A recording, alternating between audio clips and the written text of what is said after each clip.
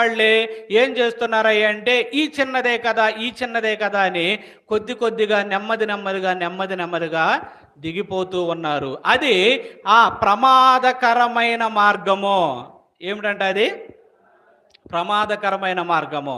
ఎవరైనా లేకపోతే మనలో ఉన్నవాళ్ళు ఎవరైనా ఈ కొంచెమే కదా, ఈ వారమే కదా, ఈ రోజే కదా, ఈ యొక్క పూటే కదా, లేకపోతే ఈ కొద్దిసేపే కదా అని ఆ దేవుని మనం విస్మరించినట్లయితే, దేవునిని మనము వదిలిపెట్టినట్లయితే ఆ యొక్క ఉపమానము ద్వారా మనం తెలుసుకోవాల్సింది ఏమిటంటే ప్రమాదకరమైన ప్రయాణము నువ్వు చేస్తున్నావు. ఏ ప్రయాణం చేస్తున్నావు? ప్రమాదకరమైన ప్రయాణాన్ని నీవు చేస్తూ ఉన్నావు.